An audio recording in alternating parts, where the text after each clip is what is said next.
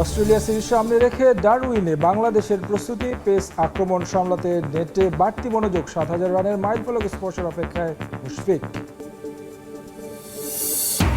পূর্ণ শক্তির দল নিয়েও বাংলাদেশের বিপক্ষে একক আধিপত্য দেখাতে পারবে না অস্ট্রেলিয়া, বিশ্বাস আকরাম খানের। দায়িত্ব নিতে হবে বোলারদের, বললেন হান্নান সরকার। এশিয়ান গেমসের জন্য ফেডারেশনগুলোকে আর্থিক সহায়তা দেবে মন্ত্রণালয়, জানালেন প্রতিমন্ত্রী আমিনুল হক। স্থায়ী আয়ের ব্যবস্থা করতে বিশেষ প্রজেক্ট অনুমোদন। মতিঝিল পাড়ার ক্রীড়াঙ্গনকে মাদক মুক্ত করতে বিশেষ পরিকল্পনা, নবনিযুক্ত এনএসসি পরিচালক জাহেদ পারভেজ চৌধুরীর। ৫ বছরের মধ্যে অলিম্পিকে পদক জয়ের লক্ষ্য। এবং ইনফান্তিনোকে সভাপতির পদ থেকে নামাতে উয়েফা, কনকাকাফ এবং এএফসির জোট চেয়ার বাঁচাতে মার্কিন প্রেসিডেন্ট ডোনাল্ড ট্রাম্পের শরণাপন্ন ফিফা বস।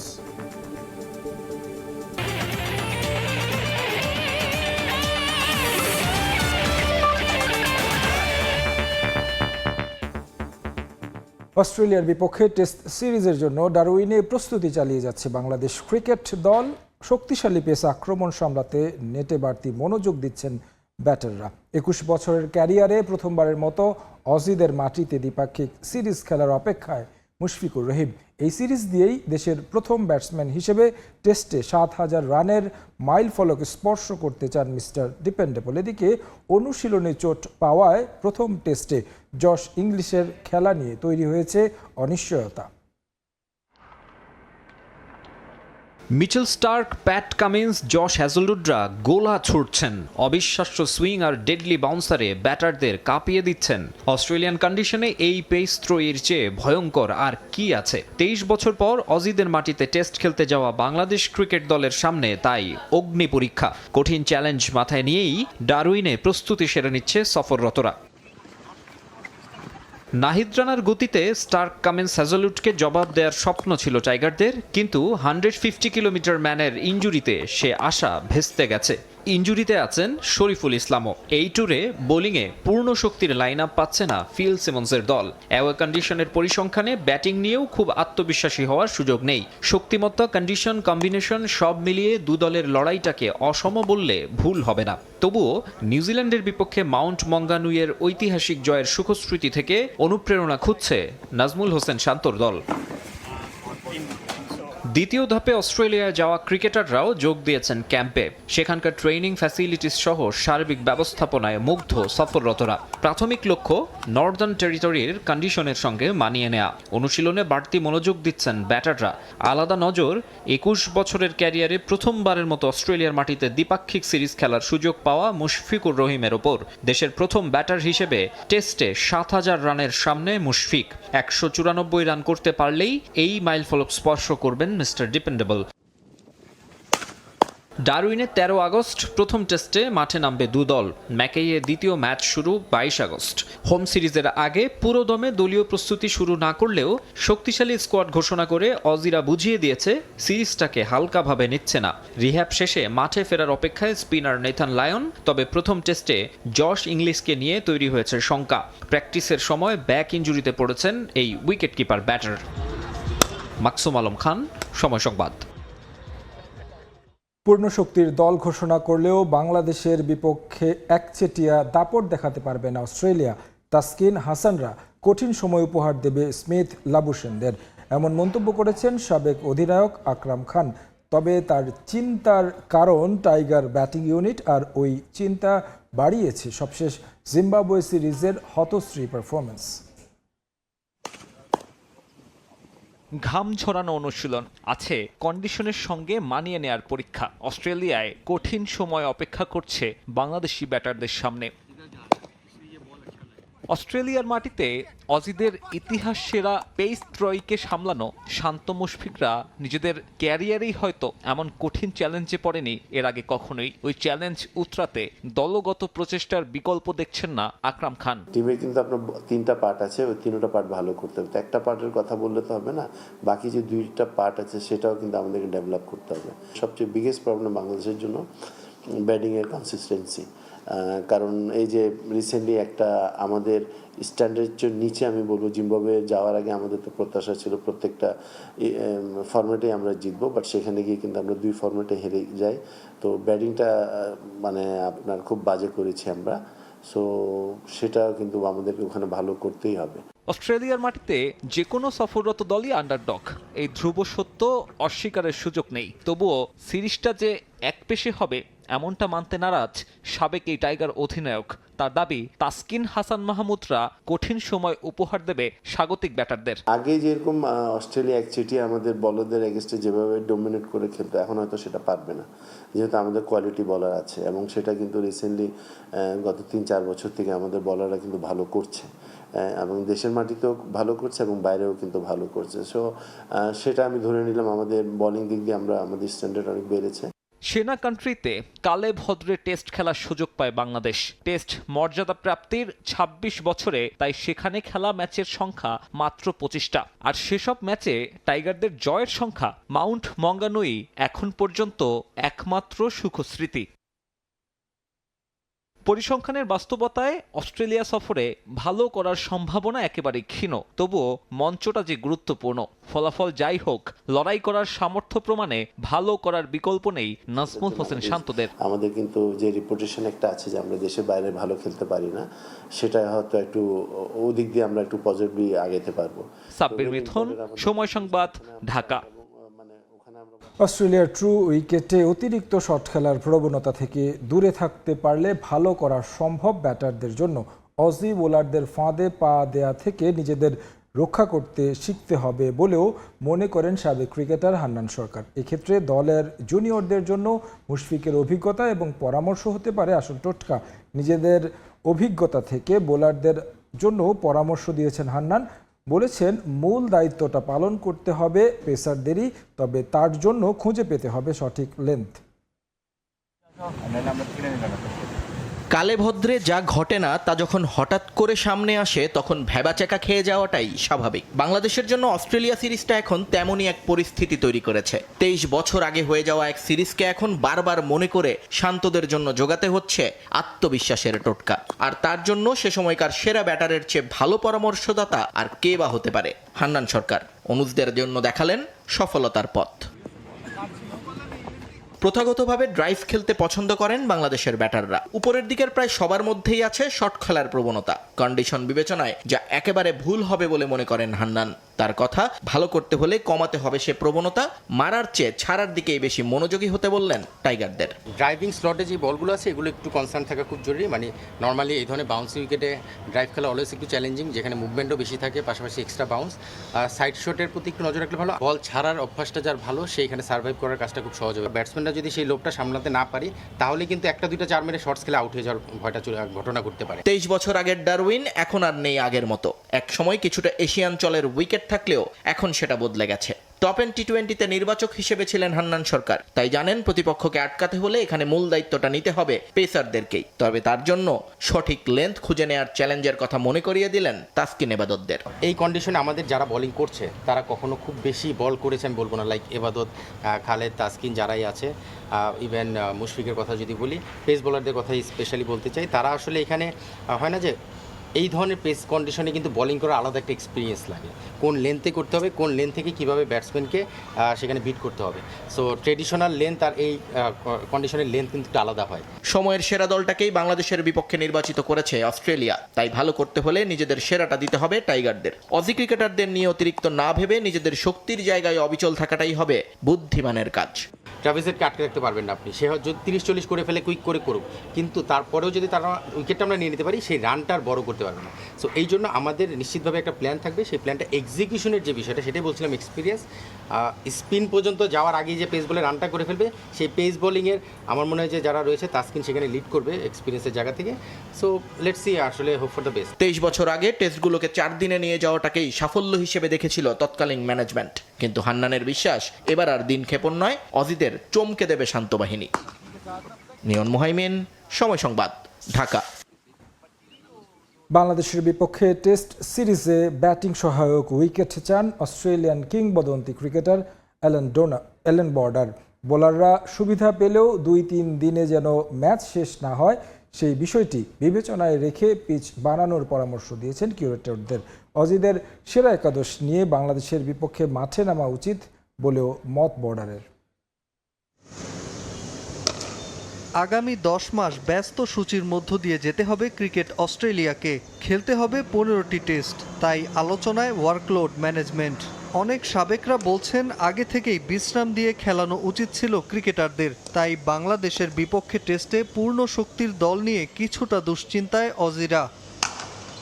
অস্ট্রেলিয়ার কন্ডিশনে সাদা পোশাকে টাইগাররা কতটা প্রতিদ্বন্দ্বিতা করতে পারবে সেটি নিয়েও প্রশ্ন আছে। এর আগে 2003 সালে স্বাগতিকদের মাটিতে খেলা 2 টেস্টেই হেরেছে ইনিংস ব্যবধানে, এমনকি ম্যাচ পঞ্চম দিন পর্যন্ত গড়ায়নি। তাছাড়া সাম্প্রতিক সময়ে অন্য দেশগুলোর বিপক্ষেও হয়েছে এমনটা। টাইগারদের বিপক্ষে যেন এমনটা না হয় তা নিয়ে আগেই পিচ কিউরেটরদের সতর্ক করলেন অ্যালান বোর্ডার। আগের ম্যাচগুলোতে পিচে বেশি ঘাস থাকায় টেস্টগুলো 2-3 দিনেই শেষ হয়ে যেত। বোলাররা এতে একচেটিয়া সুবিধা পেয়েছে। সামনের ম্যাচ থেকে ভালো উইকেট দেখতে চাই, এমন সমতল পিচ যেন ব্যাটসম্যানরা রান পায়। খেলাটা যেন চতুর্থ বা পঞ্চম দিন পর্যন্ত মাঠে গড়ায়। অন্তত প্রথম 2 দিন উইকেট ব্যাটসম্যানদের দখলে থাকা উচিত। অস্ট্রেলিয়ার উইকেটে লাল বলে রক্ষণাত্মক খেলা খুবই কঠিন, সিম মুভমেন্টে আক্রমণাত্মক খেলাও জটিল। আমি চাই এমন পিচ যা সবাইকে সুযোগ দেবে। শুরুতে ব্যাটারদের, আর ম্যাচ তৃতীয় বা চতুর্থ দিনে গড়ালে স্পিনার ও পেসাররা সহায়তা পাবে। উইকেট নিয়ে সমালোচনার পাশাপাশি অস্ট্রেলিয়া ক্রিকেট বোর্ডের প্রশংসাও করেন তিনি। আমি সবসময় সেরা একাদশ মাঠে নামানোর পক্ষে। ইনজুরিতে কেউ ছিটকে গেলে বিকল্পরা এগিয়ে আসবে, অনেক তরুণরাও সুযোগ পাবে, সবাই খেলার মধ্যে থাকবে। এতে আমরা আগের থেকে বেশি সময় ম্যাচে নিয়ন্ত্রণ ধরে রাখতে পারবো। 6 মাস পর টেস্ট খেলতে নামছে অস্ট্রেলিয়া। 2022-এ ভারতের বিপক্ষে সিরিজ হারের পর ঘরের মাঠে সবকটি সিরিজ জিতেছে অজিরা। তাই বড় কঠিন পরীক্ষার মুখেই পড়তে যাচ্ছে বাংলাদেশ। নাজমুল হাসান পুলক, সময় সংবাদ। দীর্ঘ 24 বছর পর সাউথ আফ্রিকায় ওয়ানডে বিশ্বকাপ ফেরায় রোমাঞ্চিত দেশটির সাবেক অধিনায়ক গ্রাহাম স্মিথ।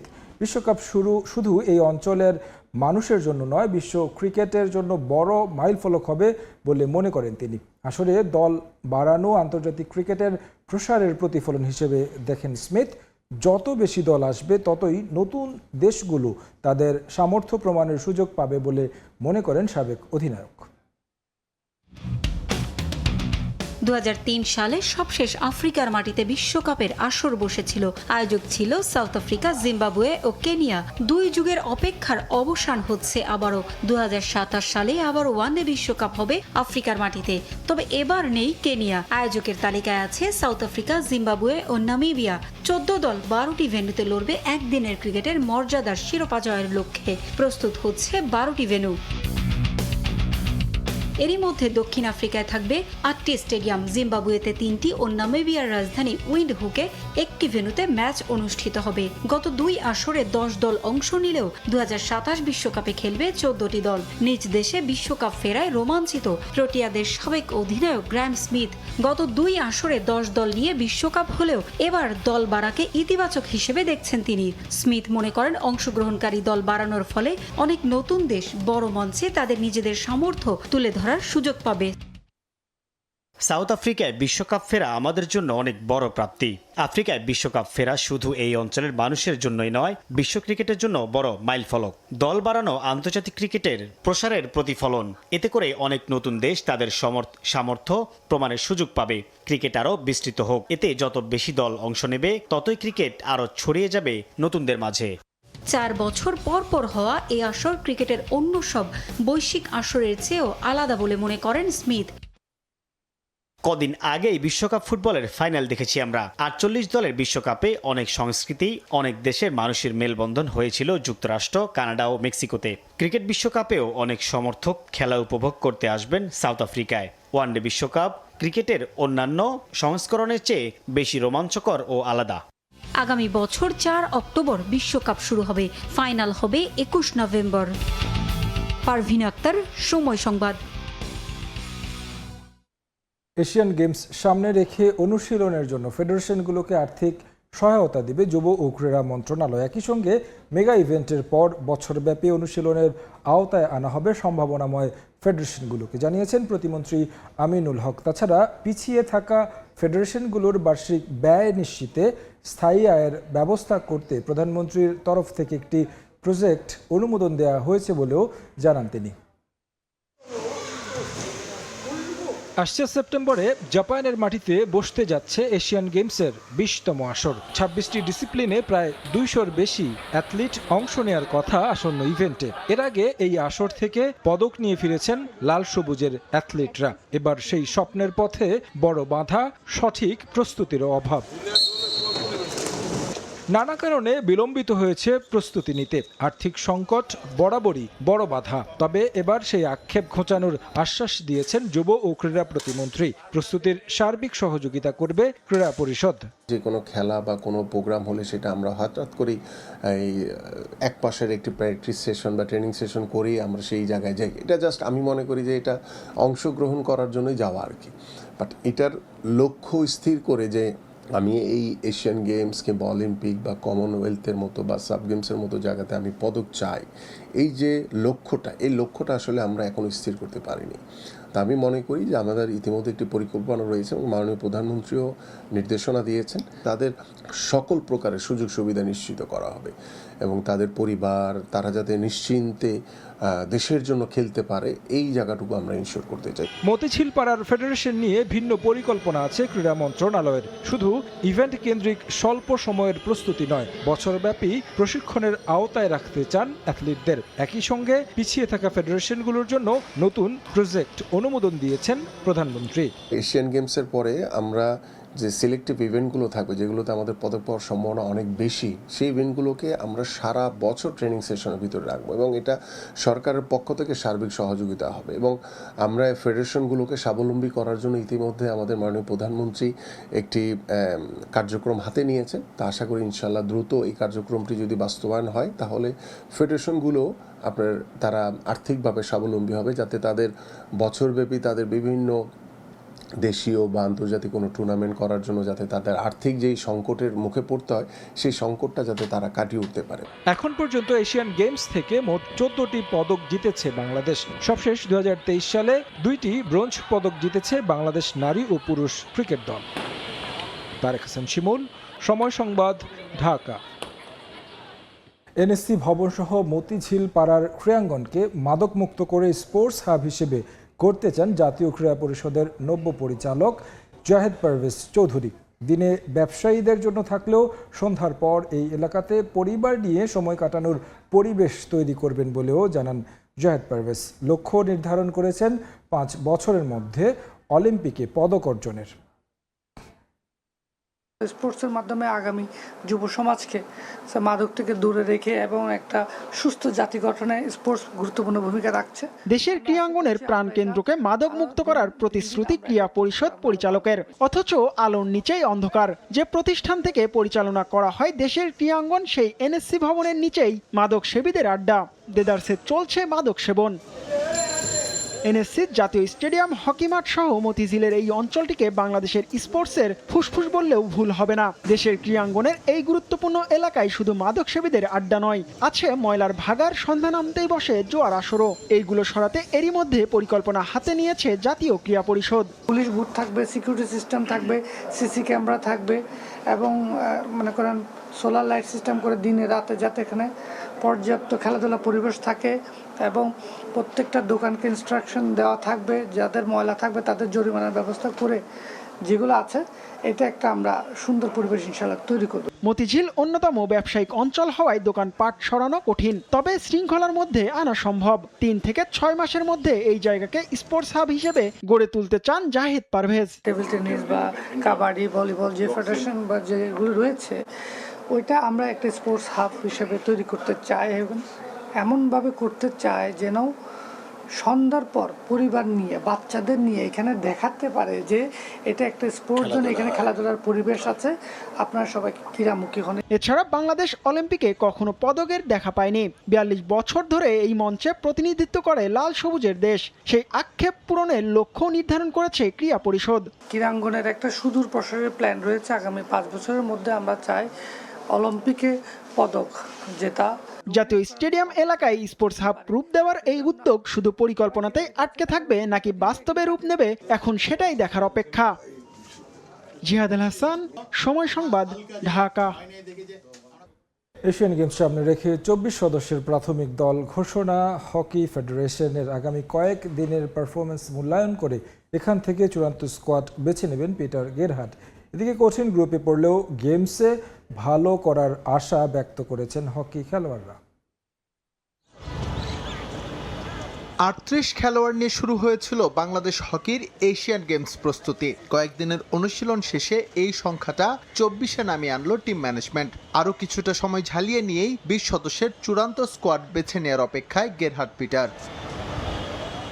আইচি নাগোয়া গেমসে স্বাগতিক জাপান, ভারত, দক্ষিণ কোরিয়া, ইন্দোনেশিয়া ও শ্রীলঙ্কাকে সঙ্গে নিয়ে কঠিন গ্রুপে বাংলাদেশ, যেখান থেকে মাত্র 2টি দলেরই সুযোগ হবে সেমিফাইনালে। বাস্তবতার নিরিখে মিশনটা অসম্ভব হলেও আস্থা হারাচ্ছে না খেলোয়াড়রা। আমরা খুব আশাবাদী এবং প্রত্যেকবার যে আক্ষেপটা থাকে আমাদের প্র্যাকটিস ম্যাচ এবং ফরেন কোচ স্টাফ, এই আক্ষেপগুলো এবার আপাতত নাই। আমাদের আপনারা জানেন ফেডারেশন সব ব্যবস্থা করে দিয়েছে, তো আশা করি আমরা ভালো রেজাল্ট করতে পারবো। আমাদের একটা টিম দাঁড়া করাইতে ট্যাকটিক্সগুলো এবং টেকনিকগুলো নিয়ে মোটামুটি 15-20 দিন সময় লাগে, তো এখন আমরা সেগুলো নিয়ে কাজ করছি। আশা করি 15-20 দিনের মধ্যে আমরা একটা ব্যালেন্স টিম হয়ে দাঁড়াতে পারবো। এশিয়ান গেমসের চূড়ান্ত প্রস্তুতি নিতে এবার জার্মানিতে প্রায় 1 মাসের ক্যাম্প করবে বাংলাদেশ। এজন্য 12 আগস্ট দেশ ছাড়বেন গেরহার্ড শিষ্যরা। সেখানে অনুশীলনের পাশাপাশি বিভিন্ন পর্যায়ের দলের বিপক্ষে অন্তত 16টি ম্যাচ খেলবে লাল সবুজ। আজকে আমাদের 24 জনের নাম ঘোষণা করা হয়েছে। এখান থেকে 20 জন জার্মান যাবে। তা আশা করি ওখানে যা যদি আমরা ভালোভাবে প্র্যাকটিস ম্যাচ খেলতে পারি তাহলে ভালো কিছু হবে ইনশাল্লাহ। এখন যারা 24 জন আছে অবশ্যই তারা নিজের থেকে বেটার পারফরমেন্স দেওয়ার চেষ্টা করবে, যেন 20 জনে থাকা যায়, জার্মানি যাওয়া যায়। ইনশাল্লাহ আশা করি ভালো একটা চ্যালেঞ্জিং হবে। গেমসের জন্য কেমন হয়েছে অনুশীলন তা ঝালিয়ে নিতে অনূর্ধ্ব 20 দলের বিপক্ষে একটি প্রস্তুতি ম্যাচ খেলবে জাতীয় দল। এই ম্যাচের পারফরমেন্স প্রভাব ফেলবে চূড়ান্ত স্কোয়াড নির্বাচনে। এস এম ইকবাল, সময় সংবাদ, ঢাকা। জাতীয় ক্রীড়া পরিষদের নতুন পরিচালক জাহেদ পারভেজ চৌধুরীকে সংবর্ধনা দিয়েছে বাংলাদেশ টেবিল টেনিস ফেডারেশন। মাঠের মানুষ ক্রীড়াঙ্গনের দায়িত্ব নেয়ায় উচ্ছ্বসিত টিটি ফেডারেশনের কর্তারা। এ সময় ফেডারেশনের পক্ষ থেকে টেবিল টেনিসের উন্নয়নে বিভিন্ন দাবি ও পরিকল্পনা তুলে ধরা হয়। নতুন পরিচালক জাহেদ পারভেজ চৌধুরী আশ্বাস দেন খেলাটির অবকাঠামো উন্নয়ন, প্রশিক্ষণ সুবিধা বৃদ্ধি এবং ইনডোরের এসি মেরামত করে খেলোয়াড়দের জন্য সুন্দর পরিবেশ নিশ্চিত করতে জাতীয় ক্রীড়া পরিষদ সর্বাত্মক সহযোগিতা করবে। এনএসসির এই পরিচালক বাংলাদেশ দলের সাবেক ফুটবলার, খেলোয়াড়ি জীবনের অভিজ্ঞতা কর্মক্ষেত্রে কাজে লাগিয়ে দেশের ক্রীড়াঙ্গনকে এগিয়ে নিতে পারবে বলে মনে করেন টেবিল টেনিসের কর্তারা।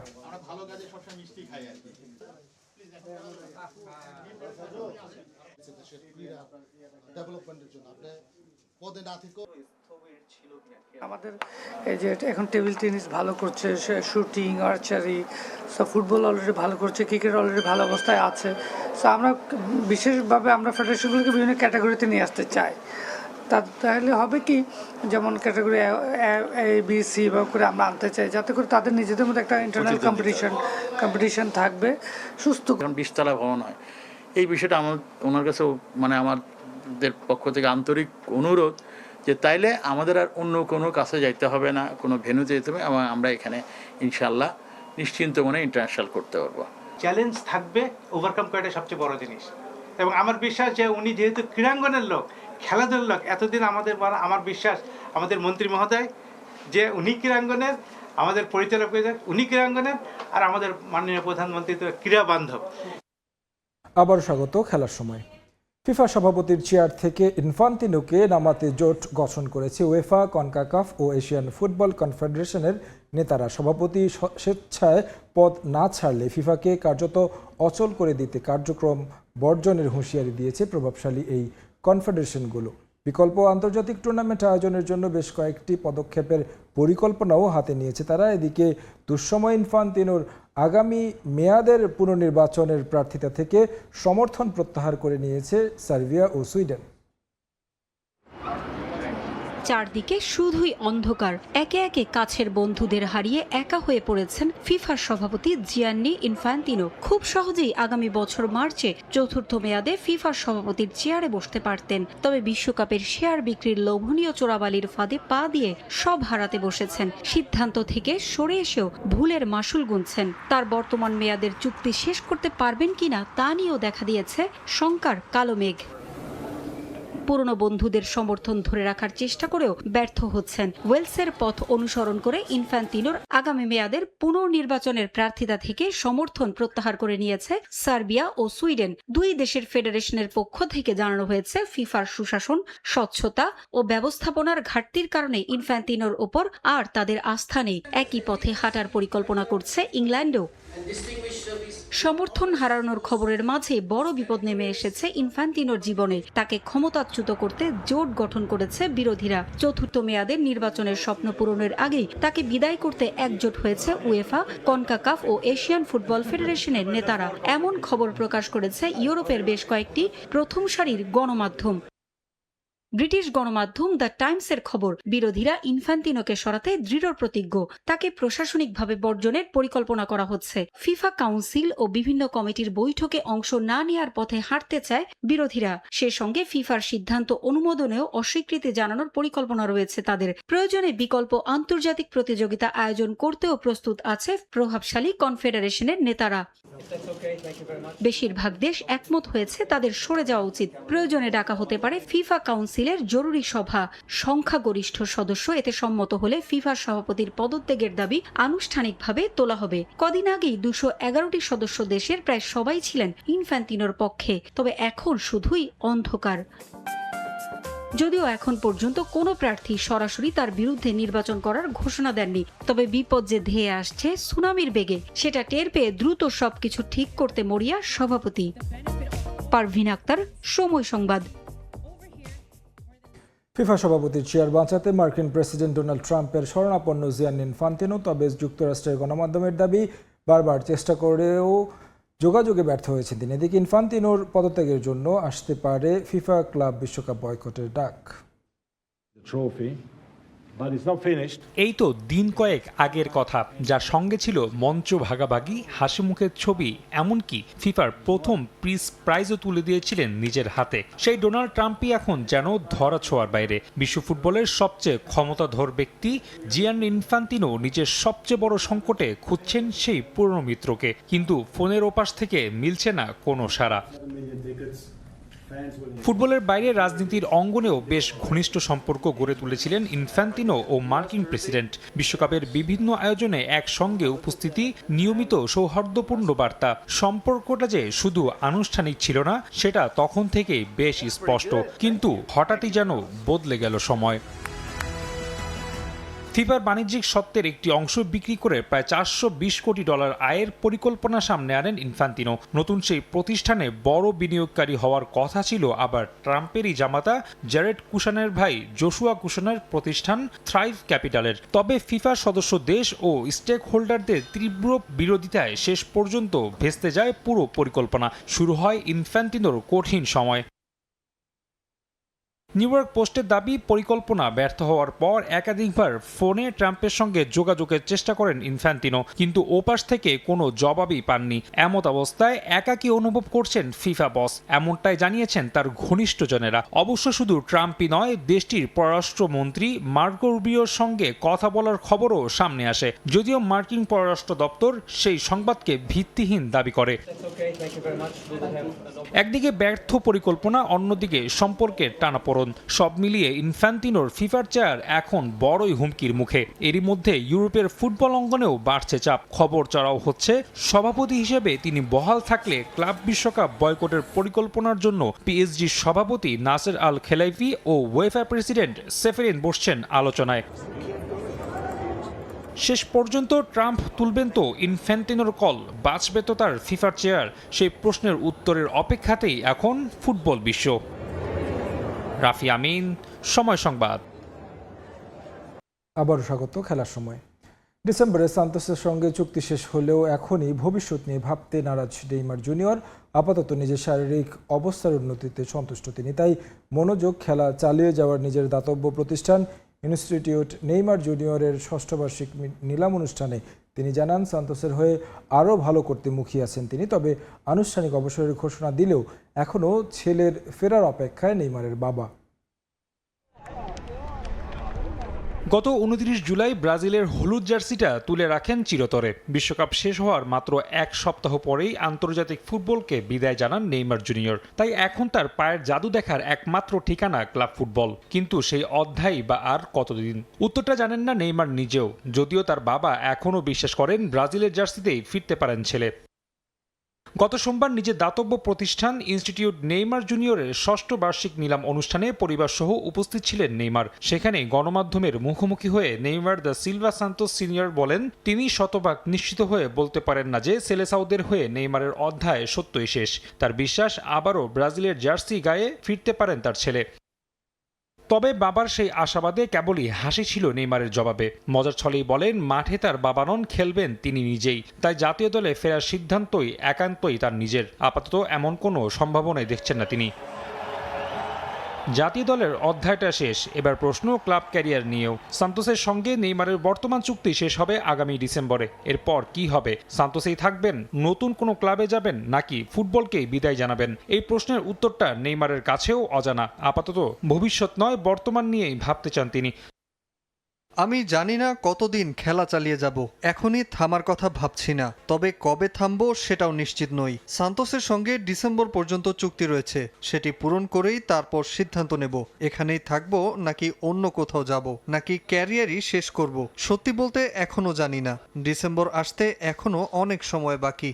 ক্যারিয়ারের সবচেয়ে বড় প্রতিপক্ষ ছিল ইনজুরি, কিন্তু প্রতিবারই লড়াই করে ফিরেছেন নেইমার। সর্বশেষ বিশ্বকাপের শুরুর ম্যাচগুলো মিস করেছিলেন একই কারণে। দীর্ঘ অপেক্ষার পর ফিরেছিলেন মাঠে, এমনকি শেষ ম্যাচে মেটলাইফ স্টেডিয়ামে করেছিলেন গোলও। এখন অবশ্য নিজের শারীরিক অবস্থায় সন্তুষ্ট নেইমার। শারীরিকভাবে আমি অনেক ভালো অনুভব করছি, প্রতিদিনই নিজের সেরা ছন্দে ফেরার চেষ্টা করছি। এখন আমাদের পুরো মনোযোগ সান্তোসের পরের ম্যাচে, কারণ সেটি আমাদের জন্য খুবই গুরুত্বপূর্ণ।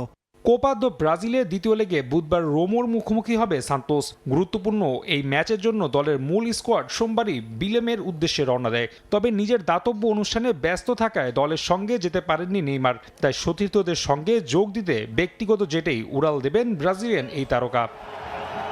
রাফি আমিন, সময় সংবাদ। আবারও স্বাগত খেলার সময়। এক দশকের প্রেম, 5 সন্তানের সংসার, অবশেষে বিয়ের পিঁড়িতে বসতে যাচ্ছেন ক্রিস্টিয়ানো রোনালদো ও জর্জিনা রদ্রিগেজ।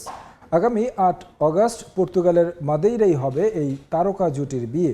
ব্রিটিশ সংবাদ মাধ্যম দ্য সান এর বরাতে এমন খবর এখন সরগরম সোশ্যাল মিডিয়া। যদিও রোনালদো বা জর্জিনা এখনও আনুষ্ঠানিকভাবে বিয়ের তারিখ নিশ্চিত করেননি, তবুও বিষয়টি ঘিরে বিশ্বজুড়ে তার ভক্তদের আগ্রহ এখন তুঙ্গে।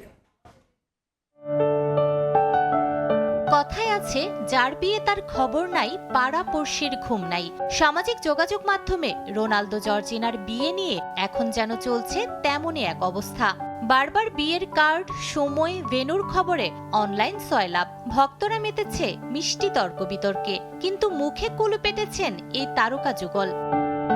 2016 সালে একটি ফ্যাশন স্টোরে প্রথম দেখা, সেখান থেকেই শুরু হয়েছিল এমন এক প্রেমের গল্প যা সময়ের সঙ্গে ছড়িয়ে পড়েছে পুরো ফুটবল বিশ্বে। মাঠের বাইরেও রোনালদো আর জর্জিনা হয়ে উঠেছেন বিশ্বের সবচেয়ে আলোচিত তারকা জুটিগুলোর একটি। প্রায় এক দশকের এই পথ চলায় গড়ে উঠেছে 5 সন্তান সহ এক সুখী পরিবার। কিন্তু এতদিনেও আনুষ্ঠানিকভাবে বিয়ের পিঁড়িতে বসা হয়নি। সেই অপেক্ষার অবসান হচ্ছে এবার। ব্রিটিশ সংবাদ মাধ্যম দ্য সানের প্রতিবেদনে বলা হয়েছে, রোনালদোর জন্মভূমি মাদেইরার ঐতিহাসিক ফুনশাল ক্যাথেড্রালে ধর্মীয়ভাবে হবে বিয়ের আনুষ্ঠানিকতা। অতিথিদের জন্য আয়োজন রাখা হয়েছে বিলাসবহুল সেভে প্যালেস হোটেলে। এমনকি স্থানীয় সময়ে শনিবার বিকেলের অনুষ্ঠানের জন্য ক্যাথেড্রাল সংরক্ষণ এবং হোটেলের কয়েকটি ফ্লোর, বার বুকিংয়ের দাবিও করা হয়েছে প্রতিবেদনে। তবে এসব বিষয়ে এখনো কোনো আনুষ্ঠানিক মন্তব্য করেননি রোনালদো বা জর্জিনা। গত বছরের 11 আগস্ট বাগদানের ঘোষণা দিয়ে নতুন অধ্যায়ের সূচনা করেছিলেন এই তারকা জুটি। ইনস্টাগ্রামে হীরার আংটি পরা একটি ছবি প্রকাশ করে জর্জিনা লিখেছিলেন, হ্যাঁ রাজি, এই জীবনেও পরবর্তী সব জীবনেও। সেই পোস্ট মুহূর্তেই ভাইরাল হয়ে যায়। 1 দশকের ভালোবাসা, 5 সন্তানের পরিবার আর গত বছরের বাগদানের পর এবার কি সত্যিই বাঁচবে বিয়ের সানাই? আনুষ্ঠানিক ঘোষণা না আসা পর্যন্ত রোনালদো জর্জিনার বিয়ে নিয়ে এই জল্পনা কল্পনার অবসান সহসাই ঘটবে বলে মনে হচ্ছে না। নূরে জান্নাত, সময় সংবাদ। এই ছিল খেলার সময়ে। এরপর প্রবাসের সময় নিয়ে সঙ্গে থাকবেন আলিশা ইসলাম। ধন্যবাদ শিমুল। প্রবাসের সময় নিয়ে আসছে কিছুক্ষণ পর, সঙ্গে থাকুন সময়।